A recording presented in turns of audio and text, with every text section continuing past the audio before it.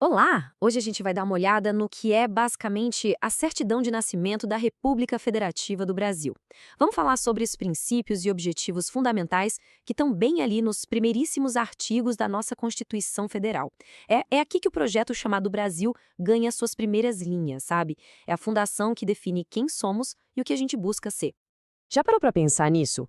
O que, na essência, define o Brasil como nação? Vamos deixar de lado um pouco a cultura, a geografia. Pense na identidade jurídica, naquilo que, por lei, nos une como um povo só. Então, a resposta para isso não está em debates ou opiniões, não. Ela está gravada, está escrita no coração da nossa lei maior, a Constituição de 1988. São os primeiros artigos dela que desenham esse projeto de nação que a gente é e que a gente sonha em ser. Ok, então vamos mergulhar nisso. Antes da gente sair detalhando os artigos um por um, a gente precisa entender o conceito principal, aquele que serve de guarda-chuva para toda essa estrutura, a ideia central que dá sentido a todo o resto. E esse conceito é o Estado Democrático de Direito. O nome pode até soar meio complexo, mas a ideia por trás é muito poderosa. O poder vem do povo, e a forma mais direta que a gente tem para exercer esse poder é através do voto, escolhendo quem vai tomar as decisões em nosso nome. Bom, agora que a gente já entendeu a base, vamos ver como é que isso se constrói na prática. O artigo 1º da Constituição apresenta para a gente 5 fundamentos. Pensem neles como se fossem os 5 pilares que sustentam todo esse prédio do Estado Democrático de Direito aqui no Brasil. E tá aí, o famoso artigo 1º.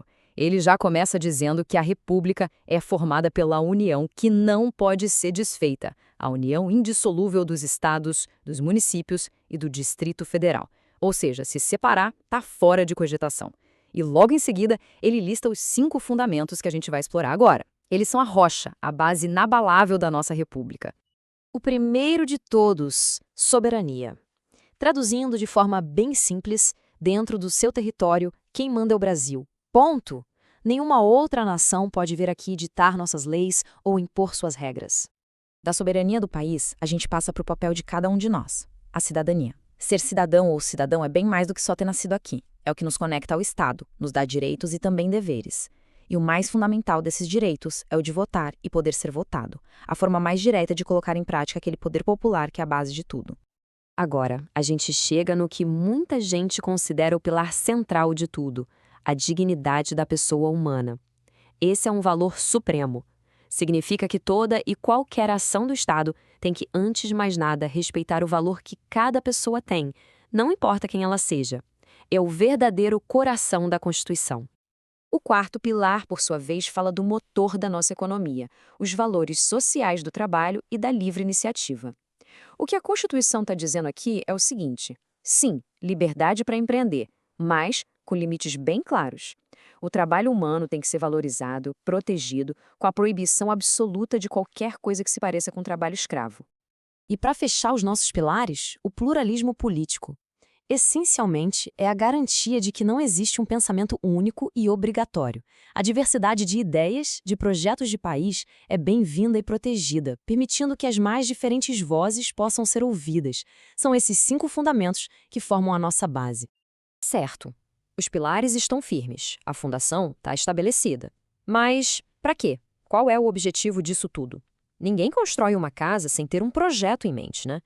Qual é o projeto de nação que esses fundamentos todos devem sustentar? A resposta para essa pergunta está no artigo 3º, que define os nossos objetivos fundamentais.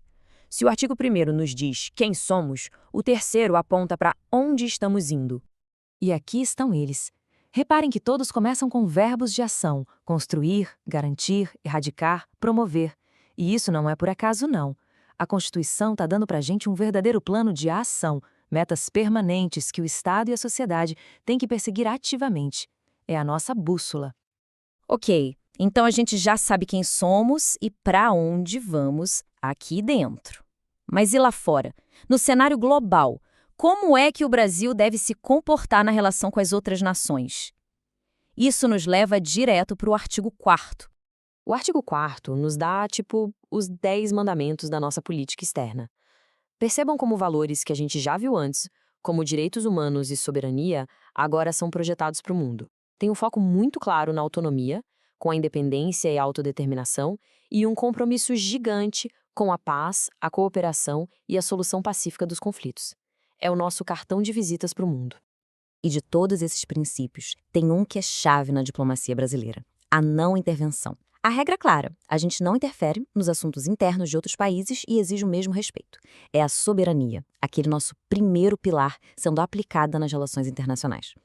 Então, vamos juntar as peças. A gente tem os fundamentos do artigo 1º, que são a nossa base, o nosso chão. Temos os objetivos do artigo 3º, que são o nosso horizonte, para onde a gente olha. E os princípios do artigo 4º, que guiam nossa conduta no mundo.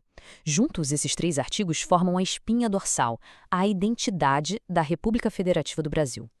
E isso tudo nos deixa com uma pergunta final para a gente refletir. Temos esse grande projeto de nação no papel. Mas, e na vida real? Como é que esses princípios, dignidade, justiça, solidariedade, aparecem no dia a dia? Onde é que eles são vistos em ação ou onde é que a gente sente a falta deles?